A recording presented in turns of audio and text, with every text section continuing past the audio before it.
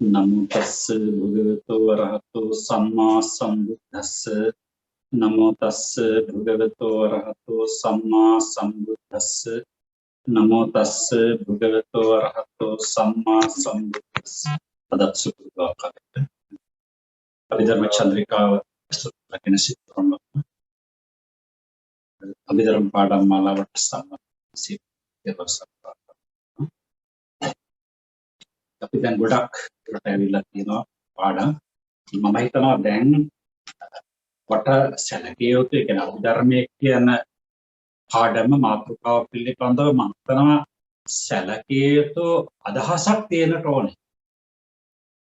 ඒ සැලකිය යුතු අදහසක් අවබෝධයක් ඔබට තියෙනට ඕනේ. ඒ කියන්නේ සියලු කරුණු කටපාඩම් කරගෙන කියන එකනේ මම අදහස් කරන්නේ. ඒ කියන්නේ සමස්තය පිළිබඳව යම් ආකාරයක අදහසක් ඔබ තුළ දැනට රැඳෙන්නට ප්‍රමාණවත් කාලයක් කියලා මම විශ්වාස කරනවා. මොකද බොහෝ දෙනෙක් මේ දිගට රැඳෙන්නේ නැහනේ. නමුත් අප සමග එකතු වෙච්ච අභිධර්ම පාඩමත් එක්ක එකතු වෙච්ච සතුටුයි සෑහෙන පිරිසක් තාමත් ඉස්සරහට යනවා. يعني ඔබට දැන් මේ විදිහට ඉගෙන ගත්තට පස්සේ තියෙන ලාභය කියන්නේ අර කොයි ස්වාමීන් වහන්සේ නමකගේ දේශනාවකට සම්බන්ධ වුණත් ගැටලුවක් නැහැ.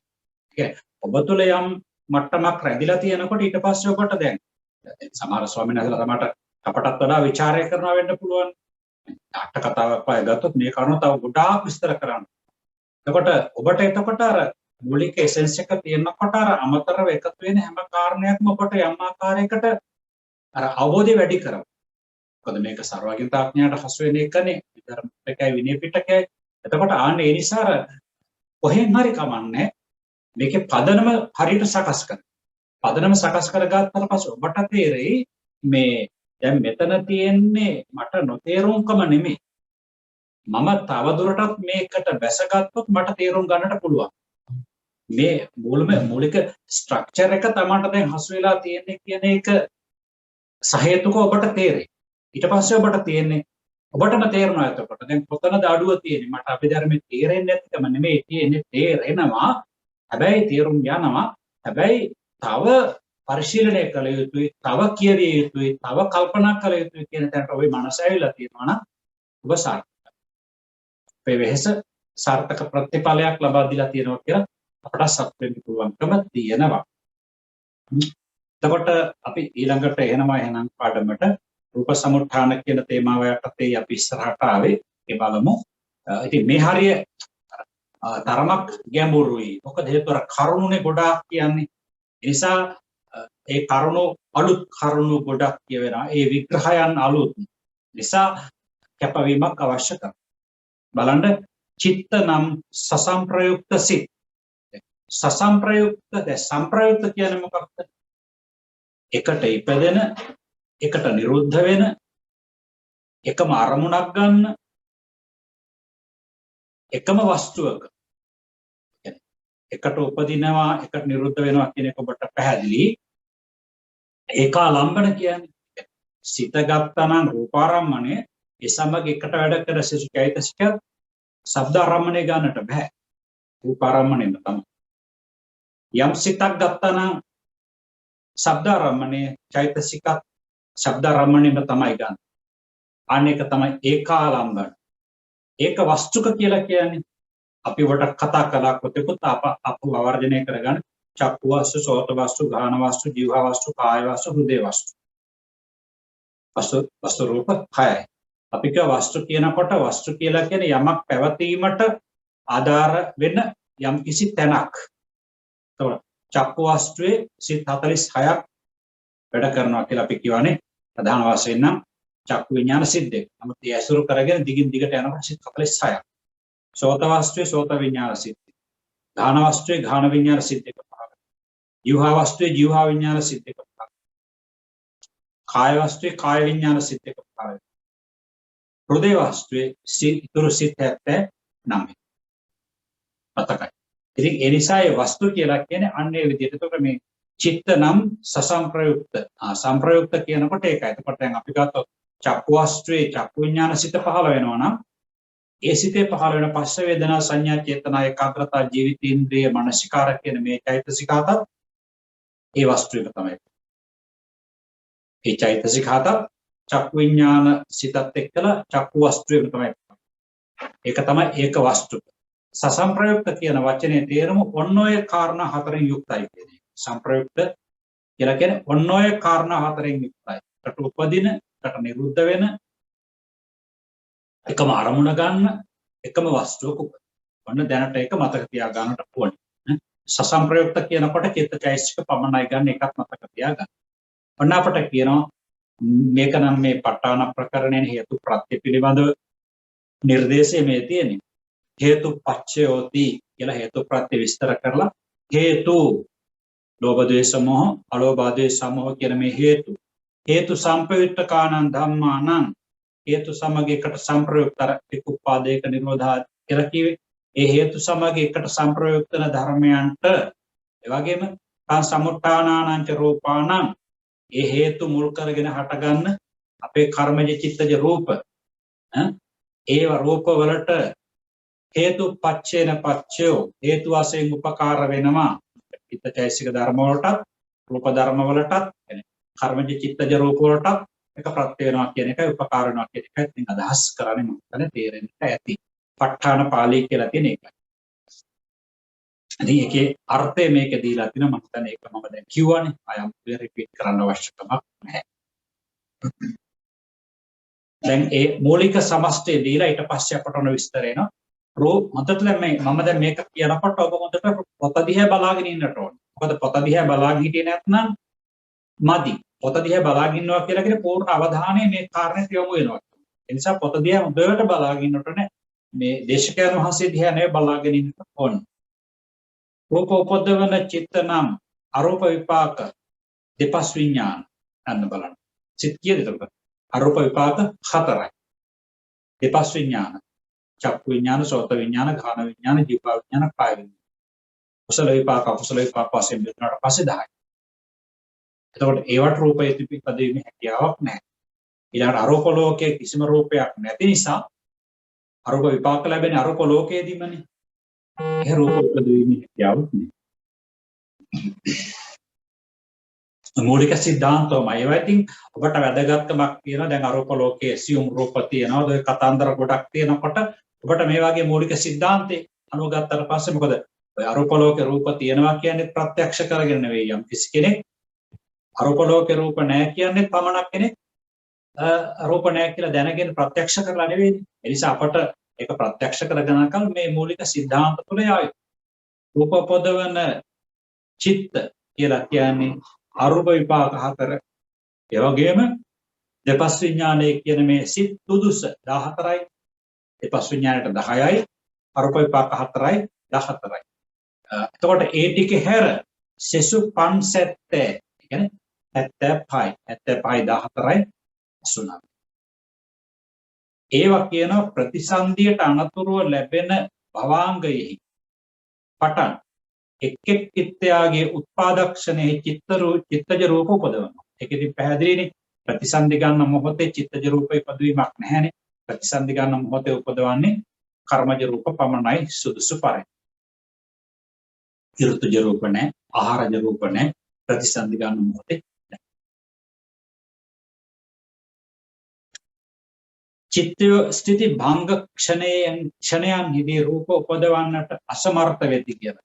ඒ කියන්නේ ඒතර චිත්තේ රූප උපදවන්නේ නම් උත්පාදක්ෂණ. ඉතින් ඒක දැන් ඔබට එහෙම කියලා දැන් ඔක ප්‍රත්‍යක්ෂ වෙනවද? يعني සිත් වලට ස්ථಿತಿ ක්ෂණයේදීවත් භංග ක්ෂණයේදීවත් රූප උපදවන්නට බෑ කියලා කියනවා. උත්පාදක්ෂණෙහි තමයි රූප උපදවන්නේ. ඒක ඔබට ප්‍රත්‍යක්ෂත් නෑ, අපට ප්‍රත්‍යක්ෂත් නෑ. ඉතින් ඒවා ප්‍රත්‍යක්ෂ වෙන්නේ අතට ලෞතර බුදුරජාණන් වහන්සේ. නමුත් අපි මේ යනවා අපට නමුත් සිත් රූප උපදවනවා කියන එක පිළිබඳව අපට ඕන තරම් හොඩුවවන් ගන්නට පුළුවන් නේද? දැන් අපටම දැනගත්ත හැකිනේ දැන් අපට තරහ වෙලාවට මුහුණ කෙනෙක්ට අපිම කණ්ණාඩියෙන් බැලුවොත් අපටම දැනගත්ත හැකි මොන කොච්චර වර්ණ රූපේ වෙනස් වෙලා නේද? ඒ නිසා ඒ විදිහට චිත්තය රූප උපදවනවා කියන එක පිළිබඳව අපට අදහස් ගන්න ඕන තරම් පුළුවන්කම චිත්තජ රූප මතු දැක්වේ කියලා. චිත්තජ රූප 15ක් තියෙනවා. එහෙම නැත්නම් උපචේ සම්පති දෙකත් එකතු කරාට පස්සේ 17ක්. මේකේ කියනවා අරූප විපාක සිත් රූප නූපදවන්නේ අරූප භූමි බැවිනි කියලා කියනවා. එච්චරද කියලා අහනවා. එහිදී උපදින සසාලි සිත් රූප නූපද. කොට එහි ලැබෙන සිත් අපි ගත්තොත් ලෝභ සිත් 8ම වැඩ කරනවා. නේද? ඒ වගේ සිත් ගණන් හදා ගන්න අරූප ලෝකේ වැඩ කරන සිත් ඊළඟට සෝවාන් මාර්ග සිත ඵල සිත හැරෙන අනිත් සිත් ඔක්කොම වැඩ කරනවා. ලෝකෝත්තර සිත් ඊළඟට කාමසෝබන විපාක සිත් කාමසෝබන කුසල් සිත් ක්‍රියා සිත් වැඩ කරනවා. එතකොට ඒ සිත් අපි ගත්තොත් කාමාවචර ලෝකේ ඉම වැඩ කරනවා නම් රූප උපදවනවානේ. නමුත් අරූපාවචර ලෝකේ සිත් පහළ වෙනකොට රූප ඉපදීමක් සිද්ධ වෙන්නේ නැහැ. එකයි ඒ කිව්වේ සසාලිස් 30 මේ 46ක්ම තියෙනවා. ගණන් හදලා බලන්න අපි ඔය ඉස්සෙල්ලා කතා කළා කොයි සිත් කියලා. අරූප ලෝකේ පහළ වෙන සිත්. ප්‍රතිසන්දියෙහි රූප නැති බැවින් රූප බීජයාගේම අවිද්‍යමාන භාවයකට හේතුයි කියලා කරා. ප්‍රතිසන්දි ගන්නකොටම රූපයක් නැහැ. ඉතින් අරූප ලෝකේ නාම ප්‍රතිසන්දිකයිනේ. අරූප ප්‍රතිසන්දිකයිනේ. දෙපස් විඥාන රූප නූපදවන්නේ ඒවා ධානාංග ඒ වගේ ධානාංග වැඩ කරන්නේ නැති නිසා කියලා. විතක්ක ਵਿਚාර ආදී වැඩ කරන්නේ නැහැ නේ සිත්වල. මේ පස් විඥානයේ කියන සිත් 10 වැඩ කරන්නේ පස්ස වේදනා සංඥා චේතනා ඒකාග්‍රතා ජීවිතේන්ද්‍රය මනසිකාර කියන සිත් මේ චෛතසික 7 පමණයිනේ අපි කතා කරලා. එතකොට විතක්ක ਵਿਚාර ආදී වැඩ කරන්නේ ධානාංග රූප ඉදීවීමේහි විශේෂයි කියලා. බලන්න ඒ චෛතසික වල චෛතසික ප්‍රබලයි කියලා කියනවා රූප ඉදීමට. මම හිතන්නේ එච්චේදී තේරෙන්නට ඇති. මෙහෙමයි. මේ කාරණා එකකට එකක් අර වෙන වූ කාරණා. ඒකයි දැන් අර බණ කතාවක් කියාගෙන යනකොට ඒ වගේ නෙමෙයි මේ කාර්ය වෙන වූ කාරණා. හැබැයි අර එක ප්‍රගුණ කරගෙන එන කෙනෙකුට මුල ඉඳලා මේ කාරණා ඔය ඉස්සලා කියවෙච්ච දේවල්. අන්න ඒක තමයි අභිධර්මයේ ස්වභාවය. මේ කාරණා පෙරත් කියවෙච්ච. ඒ නිසා ඒක යට ප්‍රශ්නයක් නෙවෙයි. මොකද මුලින් කෙරිච්ච ඒවා පිළිබඳව තවත් දීර්ඝ විග්‍රහයක් විශ්ලේෂණයක් සුළු දෙයක් තමයි අපහු මේකට අමුතුවෙන් එකතු වෙන්නේ. ඒ නිසා ඒ ණය ක්‍රමයට එකතු වෙන්නේ සුළු දෙයක් තමයි. ඒ නිසා මම හිතන්නේ තේරුම් ගන්නට ඇති.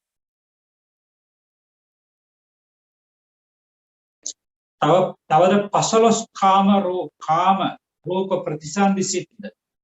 අන්න බලන්න. දැන් ඔන්න ඒවත් Tamanට එකපාරටම තේරලා එනකොට 15 කාම රූප ප්‍රතිසන්දි සිත්. ඒ කියන්නේ ප්‍රතිසන්දි ලබාන දෙන සිත් තියෙනවානේ 19න් අරූපාවචර ප්‍රතිසන්දි 4 අයින් කරාට පස්සේ ඉතුරු වෙන සිත් ටිකනේ මේ කියන්නේ. කාමසෝබන 8යි. ඊළඟට අහේතුක ප්‍රතිසන්දි යුගලයයි රූපාවචර විපාක 5යි. ඒ ටික තමයි මෙතන මේ 15 කියන්නේ. 15 කාම රූප ප්‍රතිසන්දි සිද්ද රහතන් වහන්සේගේ චුතිසිතද රූප නොපදවයි කියලා. රහතන් වහන්සේගේ චුතිසිත රූප නොපදවන්නේ මොකද? ඊට මෙහාදී ඒ රූප ඉදීම නතර වෙන නිසා. අපි දන්නනේ කර්මජ රූප චිත්තක්ෂණ 17කට මෙපිටදී ඉදීම නතර වෙනවා කියලා තමයි.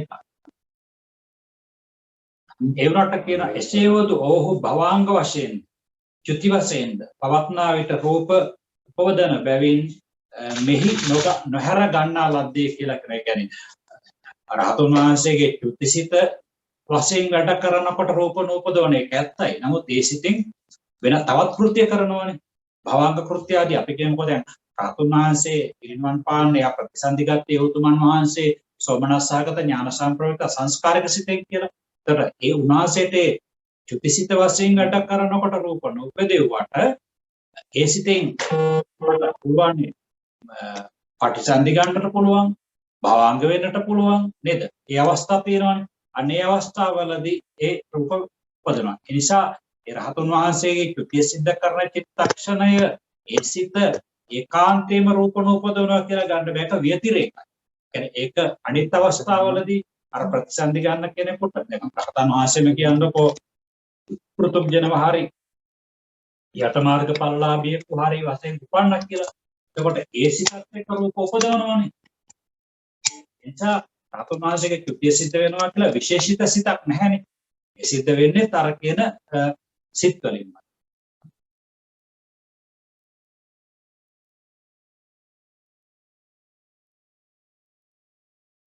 මේ එක තමයි මේ කියන්නේ එසේ වුවද ඔව් ඒ රහතුන් වහන්සේ නමකගේ චුතිය සිද්ධ වෙන්න පුළුවන් සිත්යත්වත් එහෙම අපට කොහොම ගන්න පුළුවන් කාමසෝබන ඥාන සංප්‍රයුක්ත විපාකසිත හතරම ගන්නට රූපාවචර විපාකසිත හතරම ගන්න පුළුවන් බ්‍රහ්ම ලෝකෙද පිරිනමන පාට පුළුවන් අරූපාවචර විපාකසිත හතරම ගන්නට අනේමයි අරූපාවචර ලෝකේ කොහොමත් රූප උපදවන්නේ නැහැ ප්‍රතිසන්දි ගන්න මොහොතේවත් ඒ සයක කොහොමත්ම ඉවත් වෙනවා ඊළඟ රූපාවචර ලෝකවල සහ කාමාවචර ලෝක දෙව්ලොවින් මනුලොවින් චුත වෙනකොට අර කියන කාමසෝබන ඥාන සංප්‍රයුක්ත සිත් වලින් චුතිය සිද්ධ වෙන්නට පුළුවන්. ඉතින් ඒ වාගෙන් රූප උපදවන්නේ නැහැ. ඒක රහතුන් වහන්සේගේ චුතිසිත වශයෙන් වැඩ කරන අවස්ථාවේදී පමණක් අනිතන තේරෙන්නට ප්‍රතිසන්දි සිත් රූප නූපදවන්නේ වස්තු දුර්වලත්වයෙන් කියලා කියනවා. ඇතැම් හෝ සියල්ලන්ගේම චුතිසිත රූප නූපදවන්නේ ඒවයි කේචිවාද. ඇතැම් අය කියනවා කෙනෙක් කියන්නේ ඊළඟට බලන්න යට දැක්වුණු 570 සිත් අතුරෙන් අභිඥා වය නෙවෙයි අභිඥා ද්වය හැර සවිසිවදේරුම් අර්පණා ජවන් රූප උපදවනු පමණක් නොවේ ඉරියව් වලටද උපස්තම්භනය කරන්නේ කියලා කියන එක තවත් මාතෘකාවකට ආවේ. එනක් මේ චිත්තජ රූප ගැන නෙමෙයි කියාගෙන ආවේ. යට දැක්වුණු 570 සිත් අතුරින් කියන්නේ අරූපාවචර විපාක හතරයි දෙපස් විඥානයේ හැර අභිඥා ද්වය හැර අභිඥා ද්වය කියලා කියන්නේ අපිට ඉස්සලා කතා කරා පෘථග්ජන කෙනෙකුට යටමාර්ග ඵලලාභියෙකුට නම් කුසල අභිඥා චතුර්ථ ධානය සංප්‍රයුක්ත වෙච්ච කුසල අභිඥා. එතකොට රහතුන් වහන්සේට ඒ වගේම ක්‍රියාභිඥා ඒ දෙක හැර සවිසිවදේරුම් අර්පණා ජවන් රූප උපදවනට පමණක් නොවේ කියලා. සවිසිවදේරුම් අර්පණා එතකොට සවිසිවදේරුම් අර්පණා ජවන් කියනකොට 26ක් අර්පණා ජවන් මතක් කරගන්න. අර්පණා ජවන් කියනකොට රූපාවචර 15යි රූපාවචර 12යි. හරි මේ ගාන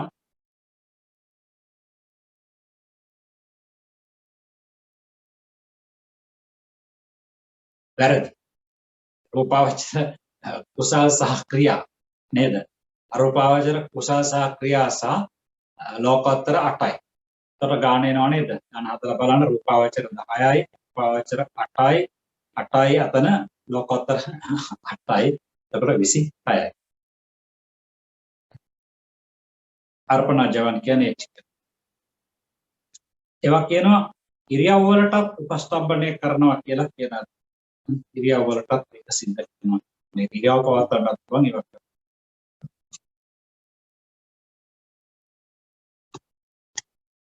මේ ඉරියව් වශයෙන් ගත යුත්තේ ගමන හැර ඔන්න තවත් එක විශේෂත්වයක්. මොකද ගමන් කරමින් ධානය කියන්නට පුළුවන් කමක් නැහැ. ගමන් කරන ඉරියව්වෙන් බෑ කියන්නේ. අද වශයෙන් ප්‍රථම ධානයේවත් ගමන් කරමින් කාය විඤ්ඤාති වචී විඤ්ඤාති සිද්ධ වෙන්නේ නැහැනේ. නිසා එකයි එතනදී එහෙම කිව්වේ. මේ කියන්නේ සෙසු හිටගෙන ඉන්න ඉරියව්ව ඉඳගෙන ඉන්න ඉරියව්ව සැතපෙනී මේ ඉරියව් තුල ඒකාත්මීනේ ඒකාග්‍රතාවක් තියෙනවනේ ඒ විදිහට පුළුවන් ක්‍රම තියෙනවා. ගමන විඤ්ඤාතියේ ඇතුළත් බැවිනි. ඒ කියන්නේ එතකොට විඤ්ඤාති රූප නැහැ ධානයත් එක්කලා එක් කරන්න පුළුවන් දෙයක් නෙවෙයි. ආය විඤ්ඤාති වචී අර්පණාජවන් විඤ්ඤාති නූපදවන්නේ. ඒකට තවදුරටත් ඒක තහවුරු කරනවා. අර කියපු සවිසි අර්පණා ජවන් වලට පුළුවන් කමක් නැහැ අර කාය විඤ්ඤාති වචී විඤ්ඤාති කියන ඒ රූප උපදවන්නට බෑ. වත්තපන කාමාවචර ජවන අභිඥා යන ඔන්නවා ඊට වැදගත් වෙනවා අර වචන කඩලා ගන්න ඕන තැන් වල ඡේදයකදී ඔබ ගන්නට ඕනේ. නැත්නම් දැන් මේක එකපාර කියවගෙන වත්තපන කාමාවචර ජවන අභිඥා හරි එහෙම ගන්න එපා. එතකොට අර මොකක්වත් තේරෙන්නේ. වත්තපන කාමාවචර ජවන අභිඥා යන විඤ්ඤාතිද උපදවන්නේ. මෙන්න මේ ටික විඤ්ඤාති. වත්තපනෙන්නුයි කාමාවචර ජවන වලිනුයි අභිඥා වලිනුයි මෙන්න මේ විඤ්ඤාතියක් කරන්න පුළුවන් කියලා කියනවා. මොකද කරනවනේ ඉතින් අභිඥාලාභී පහස කරනවා කියලා කියන්නේ. නේද? වත්තපන නම් මනෝද්වාර වර්ජනීය.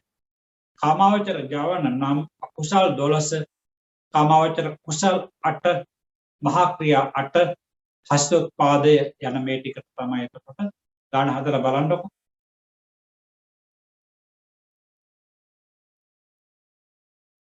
කාමාවචර ජවන ගාන කියන්නේ. ගාන හදලා බලන්න වත්තපන කාමාවචර ජවන කියනකොට අකුසල් 12යි කාමාවචර කුසල 8යි 20යි මහා ක්‍රියා කාමසෝබන වල මහා ක්‍රියා 8යි 28යි හේතුත්පාදේ 29.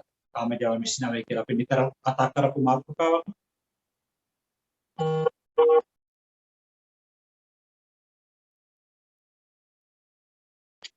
අභිඥානම් පංචම ධාන කුසලහා එම ක්‍රියායි. ඒක චතුර්ථ ධාන කියලා යම් තැනක අපි කිව්වට ඒක කිසි වරදක් නැහැ. මොකද අංග සමතාවනේ. චතුර්ථ ධානයේ පංචම ධානයේ උපේක්ඛා ඒකාග්‍රතාවනේ. සැකයක් නැහැ. පංචම ධානය කියන්නේ අර රූපාවචර ක්‍රමයට ගියාට පස්සේ පස්වෙනි ධානයේ විදිහට ගන්නවනේ. අර චතුස්ක ක්‍රමයට ගියාට පස්සේ චතුර්ථ ධානයේහි හේතු උපේක්ඛා ඒකාග්‍රතාව. පංචක ක්‍රමයට ගියාට පස්සේ මන්ද ප්‍රඥා විදිහට ගියාට පස්සේ පංචම ධානය කියලා ගන්නවා.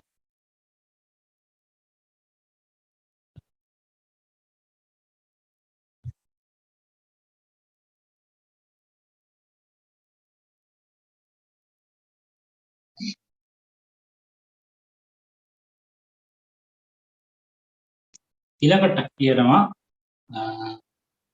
කාමාවචර ජවන නම් කිව්වා අභිඥානම් පංචමඥාන ක්‍රියා කුසල් සිතයි කුසල් නම් යක මාර්ගඵලලාභීන්ට සාපෝඥන පිටේ ඉස්සන කිව්වා ක්‍රියාව රහතුන් වහන්සේට. මේකෙන් කියනවා විඤ්ඤාති නම් කාය විඤ්ඤාති වචී විඤ්ඤාති. අපි කිව්වා කියන්නේ විඤ්ඤාති උපදවනවා කියලා කියවනේ. ඒක නිසා තමයි මෙතන උපදින්න කලේ. සෝමනස්ස ජවන තෙලෙස සිනාද උපදවයි කියලා. අෂ්ටෝත්පාදේ කරන්න පුළුවන් කියලා. සෝමනස්ස ජවන තෙලෙස කියලා කිව්වට පස්සේ සෝමනස්ස ජවන තෙලෙස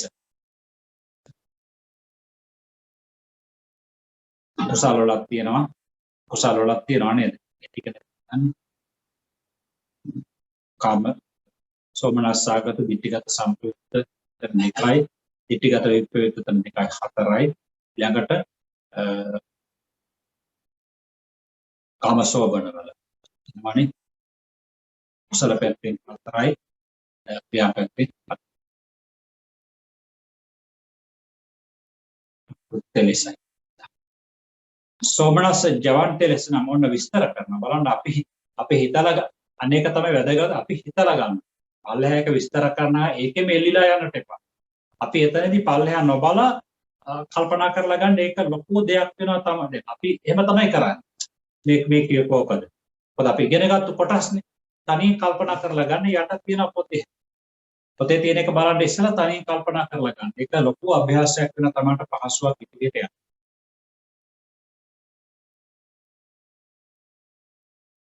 මේ කියන්නේ ලෝභ මූලික සෝමනස්ස කුසල 4ය, සෝමනස්සාගත කාමාවචර කුසල 4ය, එසේම සෝමනස්සාගත කාමාවචර ක්‍රියා 7. ඊළඟ හස්තෝත්පාද. ඒ කුසල කුසල 8න් පෘතුජන උදවියද ditthi විප්‍රයුක්ත කුසල 4න් සෝමනස්ස කුසල 4න් චෛක්ෂයෝද ditthi විප්‍රයුක්ත ගත එතකොට යට මාර්ගඵලලාභීට ditthi සම්ප්‍රයුක්ත සිත් පහළ වෙන්නේ නැහැ නේ. නිසා ditthi විප්‍රයුක්ත සෝමනස්ස 4 නිසා සෝමනස්ස කුසල 4 යට මාර්ගඵලලාභීද ක්‍රියා ටිකෙන් රහතන් වහන්සේලාද සිනාසෙනවා. ඒකෙත් කියනවා හස්තෝත්පාදයේ ලොකු අරමුණු වලනේ බොහොම ස්වල්ප අරමුණු ඕලාරික එකකදී නෙවෙයි සිව් අරමුණකදී ඇති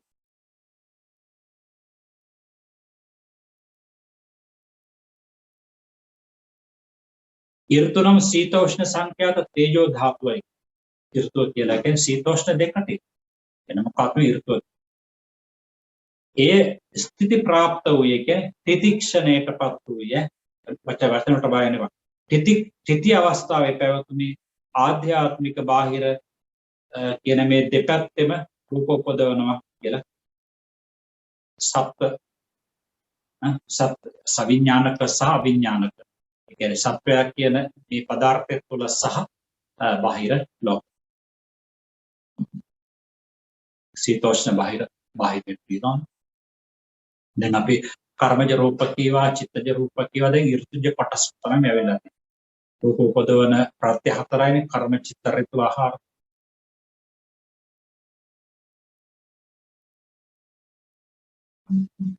සුදුසු පරිදි නම් ලැබෙන පරිදි විස්තර කරන අජ්ජත්තික సంతානයේ සත්වයා කියන මෙහි උතුජ කලාප හතරම ලැබේ කියලා. උතුජ කලාප හතරක් ඉදිරියට විස්තර කරනවා. බාහිරයේ සුද්ධට්ටක සද්දනාව. එතකොට බාහිරයට ගත්තොත් එහෙම සුද්ධාෂ්ටකේ හැමතැනම පවතිනවා නේද සද්දනාව. සද්දයක් බාහිරව පවතිනවා. ගහ කඩන් වැටෙනවා කියලා කියන්නේ. එතකොට මොකද්ද? සද්දනාවකේ පඨවි ආපෝ තේජෝ වායෝ අන්නගන්ධ රසෝජා සද්දරූප. සද්දනාව නවකය කියලා කියන්නේ නවයේ කොටස.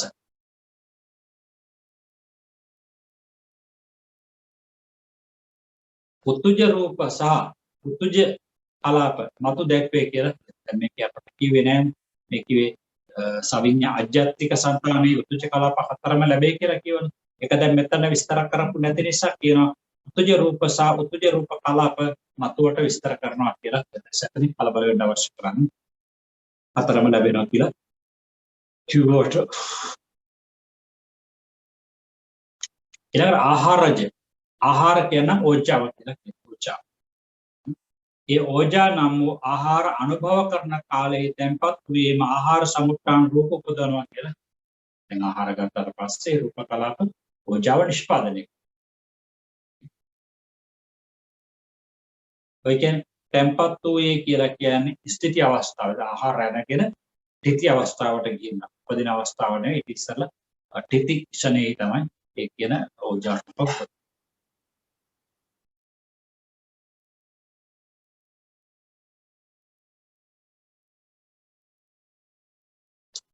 ඕජා නම් කර්ම සමුත්ථානාදී වශයෙන් චතුර්විධ ආධ්‍යාත්මික ඕජා.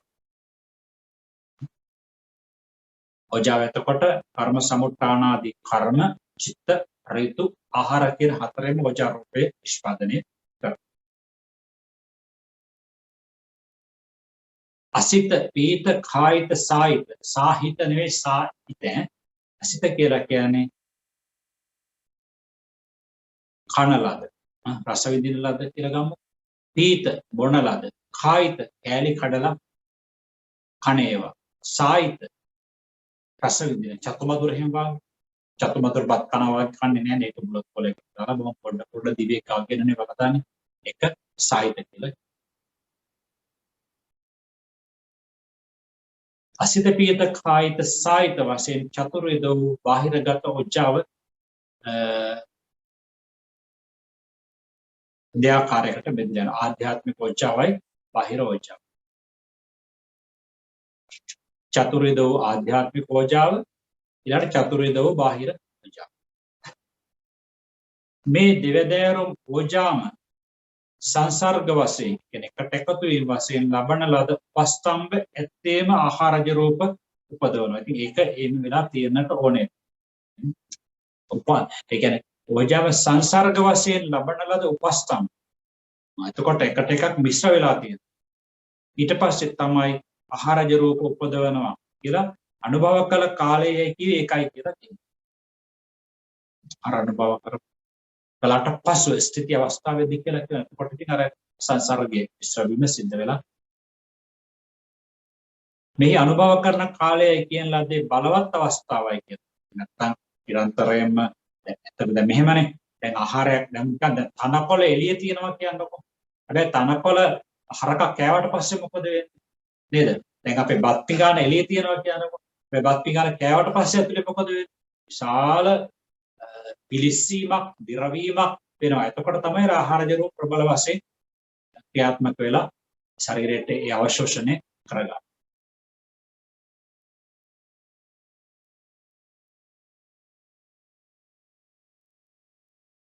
ඒ කියන්නේ මෑණියන් වැළඳූ ආහාරය ගැබහුන් දරුවාගේ ශරීරයට පැතිර රූප උපදවනවා. ඒ අවශෝෂණය කරගන්නවා.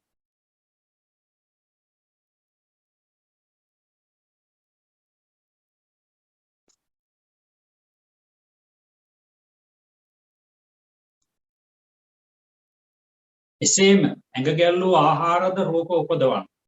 එකත් පැහැදිලි නේද? පැහැදිලි දෙයක් නේ. ඇඟේ ගෑවට පස්සේ රූප උපදවනවා. ඒක ඔක අපේ ඔය ධර්මයේ සඳහන් වෙන්නේ දැන් කෙනෙක් ගැප් ගන්නක් තියෙනවානේ. ගැප් ගන්න දිට්ඨ මංගලිකාවට මහෞෂධ පඬිතුයෝ නේද? මෛත්‍රී සේවනය කරන්න කියනකොට අර පණිවිඩයක් දුන්නානේ දේවතාවෙක්. එහෙනම් ඒ නියමිත කාලයට ඒ කාන්තාවගේ දිට්ඨ මංගලිකාවගේ අර නැබ පිරිමදින්න කියන. එතකොට පිළිසිඳ ගත්තානේ. ඒක ස්පර්ශේනොත් පිළිසිඳ ගන්නවා. එතකොට ඉතින් ආහාරයක් ශරීරගත වෙනවා කියන එක කවර කතාවක්ද? ඇඟ ගැල්ලූ ආහාරද රූප උපදවන්නේ කියලා කිව්වේ. ආහාරය මුඛයේ ලැබූ ඇසිල්ලෙහිම රූප 8ක් උපදවන බවද සැපීමේදී එක් එක් බත් තුලකින් රූප 8 උපදවනවාද කියලා ඉතින් ඔය හරි එක කියලා. ඉතින් බුදුරජාණන් වහන්සේ දේශනා කරපු තැනක නම් එහෙම නැහැ. ඉතින් ඊට මෙහා පැත්තේ මහා ප්‍රඥයෝ එහෙම කියලා තියෙනවා. සංඛ්‍යාත්මකව කියනවා කියන එක නම් ඉතර දාර්ශනිකද මම දන්නේ නැහැ. ඉතින් කියන්නේ ආහාරය මුඛයේ ලැබූ ඇසිල්ලෙහිම රූප 8ක් උපදවන බවද සැපීමේදී එක එක බත් තුලකින් රූප 8 බැගින් උපදවනවා කියලා කියනවා. ඕජා රූප 8 බැගින්. ඒකට ඒව හරිය සංකීර්ණ එහෙම කියනවා. සංඛ්‍යාත්මකව කියනකොට සංකීර්ණ.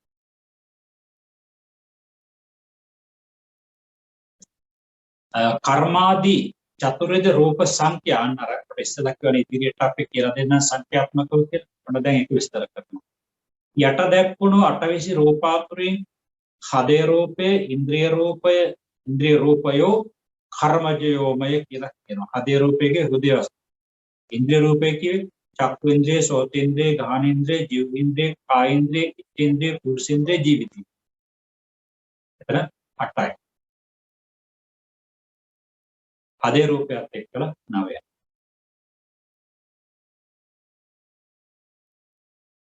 ඔය ඉන්ද්‍රිය බලන්න දැම්ම අපි විස්තර කරපු ටික මෙතන යටින් තියෙනවානේ. හදේ නම් හෘදේ වස්තු. ඉන්ද්‍රිය නම් චක්ෂුර ආදී පංච ප්‍රසාද සහ ස්ත්‍රී භාව, පුරුෂ භාව සහ ජීවිතින්ද්‍රිය. එතකොට මේකේ තියෙනකල් බලන් ඉන්නට එපා. උඩින් කියනකොටම තමයි මතක් කරලා ගන්න. ඒක ලොකු තමන්ට පහසුවක්. මේ රූප නාමයේ කර්මය හේතුවෙන්ම හට ගන්නවා. චිත්ත ඍතු ආහාර හේතුවෙන් හටගන්නේ නැහැ කියලා. සිත ප්‍රසන්න කාලි මේකේ සීත කියලා තිබෙක රස කරගන්න රස කරගන්න. සිත ප්‍රසන්න කාලි ඉන්ද්‍රයන්ගේ ප්‍රසන්නත්වයේ සිද්ධ විය හැකියි කියලා. ඒක පැහැදිලි නේද? මෙතන ඉන්ද්‍රිය කියනකොට චක්කු ආදී ඉන්ද්‍රිය. චක්කු ඉන්ද්‍රිය කියනකොට ඒක ඉතින් දිවස්ලාභියට හසු වෙන්නේ. නමුත් ඒ අසුර කරන සසම්බාර චක්ෂුව ගත්තට පස්සේ ඒක ප්‍රසන්න වෙනවා කියලා කියන්න පුළුවන්. එතකොට අරක නොපෙරුණාට චක්ෂු ප්‍රසාදය ප්‍රසන්න වෙනවා. ඒ වගේ තමයි සසම්බාර සෝතය, ගාහනය, ජීවහා, කාය මේවත් ඒ වගේ සසම්බාර කියන එය පිරිසුදු වෙනකොට ප්‍රසන්න වෙනකොට ඒ කියන්නේ චක්කුසෝත ගාහන ජීවහා කාය කියන මේ ප්‍රසන්න රූප ප්‍රසන්න වෙනවා තමයි මේකෙම කියලා දුන්නේ. ඒක ඉතින් කෙනෙකුට හිතන්න පුළුවන් මොකද ප්‍රසාද රූපේ පවතින්නේ තර සසම්බාරයේ තුලමනේ. ඒ නිසා එහෙම ගන්න ඕන.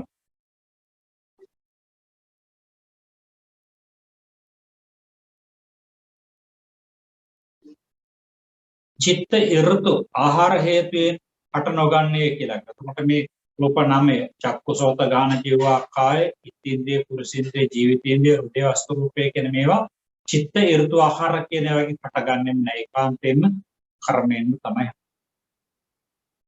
එහෙම පුළුවන් නම් ඉතින් ඇස් අන්ධ කෙනාට භාවනා කරලා ඇස් ලැබෙන්න ඉපෑනේ. ඇසෙන්ද කෙනාට බෙහෙත් වර්ග කරලා උපත්යෙන් අන්දන හදන්න පුළුවන් වෙනට ඕනේ. ඇසෙන්ද කෙනාට හොඳ ආහාර දීලා ඇස් ගන්න එහෙම බෑනේ.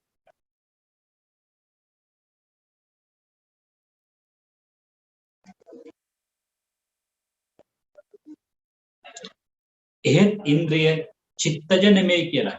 මේ චිත්තජ රූප නිසා ඒ සසම්බාර චක්ෂු ආදී ප්‍රසන්න වෙනවා. නමුත් චක්කු ඉන්ද්‍රිය ආදී ඉන්ද්‍රිය රූප 8ක් හෘදේ වස්තු රූපයත් චිත්තජ නෙමෙයි එක්පන්තෙම කර්මජ සම්බන්ධයක් තියෙනවා එකින්. මේක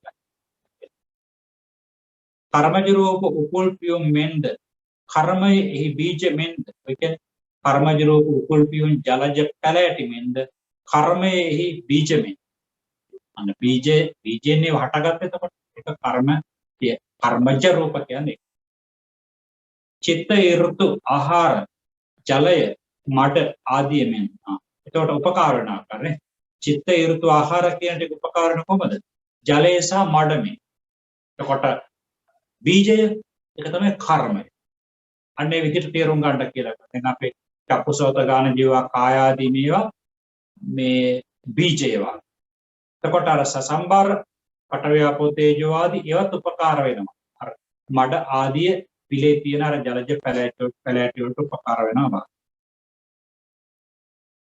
එකක් ප්‍රසන්න කාලි අන්‍යයන්ගේ ප්‍රසන්නත්වයේ සිද්ධ වෙනවා කියලා ගන්නවා සහචාරිත එකට හැසිරෙන බැව් චක්ෂු ප්‍රසාදයයි සසම්බාර චක්ෂුව එකක්නේ පවතින්නේ නේද සසම්බාර චක්ෂුව ගලවලා විසික කරොත් චක්ෂු ප්‍රසාදයට පවතින්නට බැහැනේ අනේ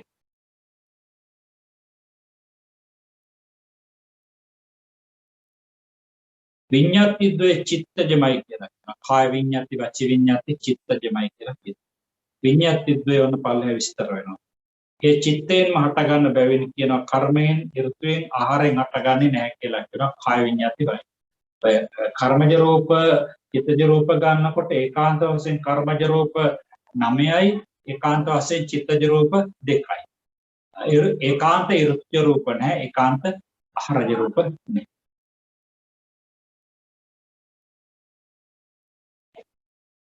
ඔය මේ ඒකාන්ත අනේකාන්ත කියලා කියන්නේ ඒකාන්ත කියන්නේ ඒ ප්‍රත්‍යයෙන් පමණක්ම හට අනේකාන්ත කියලා කියන්නේ ඒ ප්‍රත්‍ය වගේම තවත් ප්‍රත්‍යයන් හට ගන්නවා නම් එක ප්‍රත්‍යයකින් හරි ඒකට කියන අනේකාන්ත. පඨවි ආපෝ තේජෝ වායෝ වර්ණ ගන්ධ රස ඕජා කියන ටිකට කියන අනේකාන්ත කියලා. මොකද ඒ කර්ම චිත්ත ඍතු ආහාර කියන හතරෙන් හට ගන්නවා. ඊළඟට ලෞතා මුදුතා කම්මඤ්ඤතා ඒත් ඒවා. එක චිත්ත ඍතු ආහාර කියන තුනෙන් හට ගන්නවා. ඒවා අනේකාන්තයි. කාය විඤ්ඤාති විඤ්ඤාති වචි විඤ්ඤාති එක ඒකාන්තයි ඒකාන්ත රූපය කියන්නේ චිත්තජ වශයෙන් පමණමයි කර්ම ඍතු ආහාර ප්‍රගන්නේ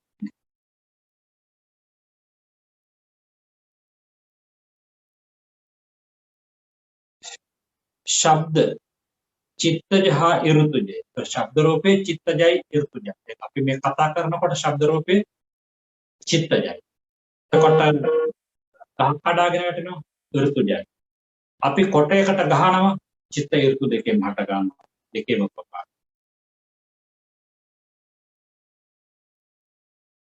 ඔය කියන්නේ සවිඥානික ශබ්ද චිත්තයෙන්ද අවිඥානික මේඝ ශබ්ද ආදී කොටමේ ගුරුම් ශබ්ද ආදී ඒවා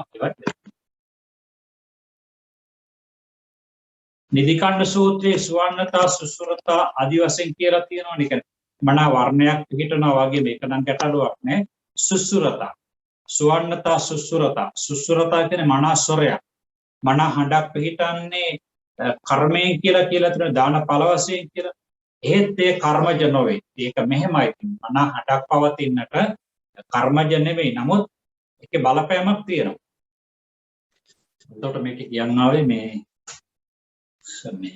කටහඬ කියනකොට එක චිත්ත ඍතු කියනකොට දැන් මේ නිදිකණ්ඩ සූත්‍රයේ සඳහන් වෙනවා මේක මෙතෙන්ද දැන් මේ මත ભેදයට පුදු දෙන්න පුළුවන් නිසා දැන් නිදිකණ්ඩ සූත්‍රයේ කියනවානේ සුවන්නතා සුසුරතා සුසංකාන ස්වරූපතා ආදිපච්ච පරිවාරෝ සබ්බ මේතේන ලබ්ධති කියලා ඒ කියන්නේ පෙර කරපු පිනෙන් තමයි මනා වර්ණයක්, මනා ස්වරයක්, ප්‍රධානත්වය, පිරිවර සම්පත්තිය සියල්ල ලැබෙන්නේ කියලා. දැන් මේක කියවනේ ශබ්ද රූපේ චිත්ත ඍතුජයි කියලා. අන්න ඒකයි. දැන් මෙහෙමයි. චිත්ත ඍතු තමයි ඒ ශබ්දය. නමුත් ඒ ශබ්දයේ හඬ, ශබ්දේ වෙනයි, ශබ්දේ මිහිරියාව වෙනයි. අනේ ශබ්දයේ මිහිරියාව පරිවාරයිනේ ශබ්දයට. ආන්න ඒකයි මේ කියන්නේ. එතකොට ඒක ලැබීමට ඒ ශබ්දයේ මිහිරි ශබ්දයක් ලැබෙනවා. ශබ්දයෙන් නම් කතා කරන්න කාටත් ලැබෙනවා. හැබැයි මිහිරි ශබ්දයක්, ඒ ශබ්දේ මිහිරි කරන්නට බලපාලා තියෙන්නේ අර වාක්සු චරිතය පුරුදු කිරීමේ කුසල. ඒක ඒ විදිහට තේරුම් ගන්නට ඕනේ. ලෞතා මුදුතා කම්මයිතා කියන රූප තුන ඍතුයෙන්ද චිත්තයෙන්ද ආහාරයෙන්ද හටගන්නේ කියලා. ඒකෙන් හටගන්න. කර්මයෙන් හට නොගනී කියලා. සහැල්ලු බව, මෘදු බව, ඇක්ටිව් බව. කායික වශයෙන් පවතින ක්‍රියාශීලී බව. අනේ. එතකොට ඒ ටික කියනවා චිත්ත ඍතු ආහාර කියන එකේ හටගන්න. අපට හිතා ගන්න පුළුවන් නේද? සාමාන්‍ය හිත උද්‍යෝගයෙන් ඉන්නකොට ඕනම දෙයක් කරන්න පුළුවන් නේ. ඍතුවත් එහෙමනේ. දැන් ඍතුව සෞම්‍ය කියනකොට එක ක්‍රියාකාරීනේ, කම්මැලි හිතෙන්නේ නැහනේ. ආහාරයත් ඒ වගේ නේද? ඊට ගැළපෙන ආහාරයක් ගත්තොත් එහෙම ඇඟේ තියෙන උදාසීන බව ඇති වෙන එකක් නෙවෙයි, ක්‍රියාකාරී බව. දැන් ඔය සමහර ආහාර ද්‍රව්‍ය වගේ තියෙනවානේ. දැන් අපි කැෆේන් නේ, ඒකක් බීවට පස්සේ ඒකක් බීවට පස්සේ ලොකු ප්‍රබෝධ වීමක් වෙනවානේ. කැෆේන් වැඩි බීම වර්ගයක් ගත්තට පස්සේ ඔය ක්‍රීඩකයෝ පාවිච්චි කරන රෙඩ් බුල් වාගේ, රෙඩ් හෝස් වාගේ තියෙන ඒවා ගත්තට පස්සේ බලන්න. එතකොට ඒකෙන් කියන්නේ ආහාරයක් නේ. එතකොට බීමක් වුණාට ඒකත් ආහාරජ රූප සමය නිෂ්පාදනය කරන්නේ. එතකොට ඒකෙන් අර කියන කම්මඤ්ඤතා රූපය අවිනිභෝග රූප සහ ආකාශ ධාතුව කර්මාදී සතරෙන්ම හටගන්නේ. කොච්චරක් කතා කරලා පඨවි ආපෝ තේජෝ වායෝ වර්ණ ගන්ධ රස ඕජ ආකාශ හතරෙන්ම හටගන්න ආහාර කියන චතුජ රූප කියලා. අවිනිභෝග රූප නම් අනුපලයේ විස්තර. ඒ චතුජයි කියන්නේ, චතු කියන්නේ හතර, ජ කියන්නේ හටගන්න. හතරෙන්ම හටගන්න. තිජ කියන්නේ, ති කියන්නේ තුන, ජ කියන්නේ හටගන්න. ද්විජ කියන්නේ, දැන් ද්විජ කියන්නේ කුරුල්ලට දෙපාරක් උපදින නිසා ද්විජ. එතකොට ඒ කියන්නේ විතරේ, දෙවනුව විතරේ පිපිරලා බිහිවි. ඒකජ කියන්නේ එක. දැන් අපිට ගත්තොත් චක්කු ඉන්ද්‍රිය, සෝත ඉන්ද්‍රිය ආදී වශයෙන් ඒ රූප 9 ඒකජ කියන්නේ. එයාට කාය විඤ්ඤාති, වාචී විඤ්ඤාති ඒකජ කියන්න පුළුවන්. මොකද චිත්තේ පමණක් ඒ දෙක. අර 9 කර්මයෙන් පමණක්. එයාට ඒකජ කියලා කියනවා.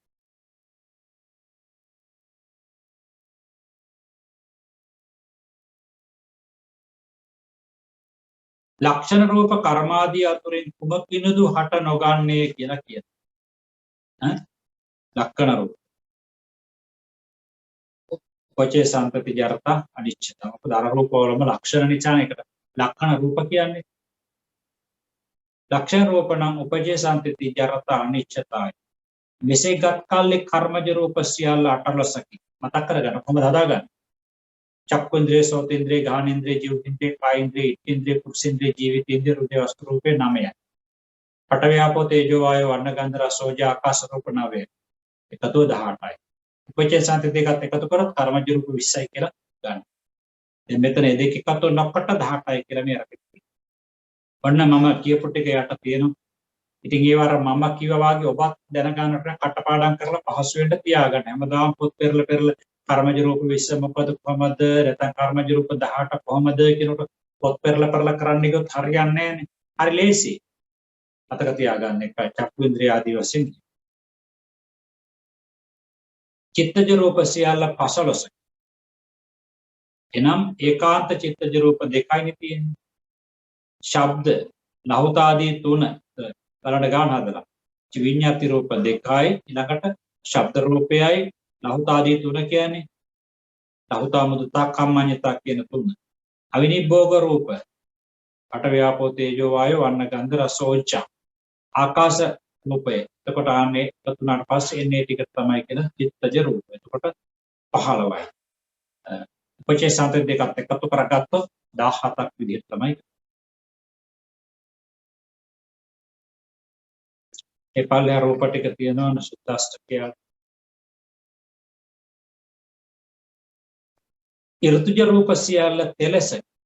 ඍතෙන් හටගන්න රූප සියල්ල 13යි. එනම් ශබ්ද රූපය ලහුතාදී තුත්තිකේ කියන්නේ ලහුතා මුදුතා කම්මඤ්ඤතා. අවිනිබ්බෝග රූප කියන්නේ පඨවි ආපෝ තේජෝ වායෝ වන්න ගන්ධ රස ආකාශ රූපය. එතකොට ඒ ඔක්කොම 13යි. උපජේ සම්පති එකතු කරලා ගත්තොත් 15යි. පඨවි ආපෝ තේජෝ වායෝ වන්න ගන්ධ රස ආකාශ ශබ්ද ලහුතා මුදුතා කම්මඤ්ඤතා නම්බර් 7. ආහාර රූප සියල්ල 12යි කියලා කියනවා. ආහාරජ රූප සියල්ල 12යි. එනම් ලහුතාදී ත්‍රිකය. ඒ කියන්නේ ලහුතා මුදුතා කම්මඤ්ඤ. අවිනිබ්බෝග රූප 8යි. 8යි 3යි 12යි. 12යි ආකාශ රූපයයි 12යි. එතකොට ඒකේ එකට උපජේ සාන්තේ දෙක තුනට පස්සේ 14ක් විදියට සලකනවා. අට්ඨාරස පන්න රස තේ රස ද්වාදසාතිච්ච කද කියන්නේ අට්ඨාරස කම්ම පන්න රස චිත්ත තේ රස උතු ද්වාදස ආහාර ಜಾති හට ගැනීම යථාක්කම පිළිවෙලට මොන්ති වෙච්ච පිළිවෙලින් ගත්තට පස්සේ කර්ම අට්ඨාරස චිත්ත පන්න රස උතු තේ රස ආහාර ද්වාදස කර්මයෙන් 18යි චිත්තයෙන් 15යි ඍතුයෙන් 13යි ආහාරයෙන් 12යි. මේක තමයි පිළිවෙලට රූපවල පද්ධතිය. ජායමානාදි රූපාන සභාවත්තයි කේවලං ලක්ඛණානින ජායන්ති කේහි චිත්ති ප්‍රකාශිතං. තමයි කියලා කියනවලු. උපචේ සම්පති ජරතා අනිච්චතා කියන ඒවා අර රූපයන්ගේම හට ගැනීම ආදී අවස්ථාවන් නිසා ඒවා තනිකර රූප විදියට ගන්නට එපා කියලා කියනවා. අර සසු රූපවලම උත්පාදක්ෂණයේ තිතික්ෂණයේ ආදී වශයෙන් දැක් වෙන නිසා මම හිතන්නේ අද පාඩම ඔච්චරයි තේරුම් යන්නට ඇති. ප්‍රශ්න ටික සරලයි. ප්‍රශ්නයෙන් පාඩමම ආවරණය වෙන විදිහට තමයි පල්ලෙහා ප්‍රශ්න 5ක් ඔබට දීලා තියෙන්නේ. එහෙනම් අදට පාඩම સમાપ્ત කරමු. නොතේරිච්ච දෙයක් තියෙනවා නම් අප්‍රකට දෙයක් තියෙනවා නම් තව වැඩිපුර විස්තර වෙන්න අවශ්‍ය නම් කමෙන්ට් එකක් දාලා තියන්න. එතකොට වැඩසටහන સમાપ્તයි. ඔබ සියලු දෙනාටම ඔබගේ ධර්මඥානය භාවනාඥානය දියුණු කර ගැනීමට මේ පාඩම් මාලාව උපකාර වේවා. ඔබට ධෛර්යමනේ මේ චතුරාර්ය සත්‍ය අවබෝධ කර ගැනීමට මේ ධර්ම සහාය පාරමිතා වශයෙන් උපකාර වේවා.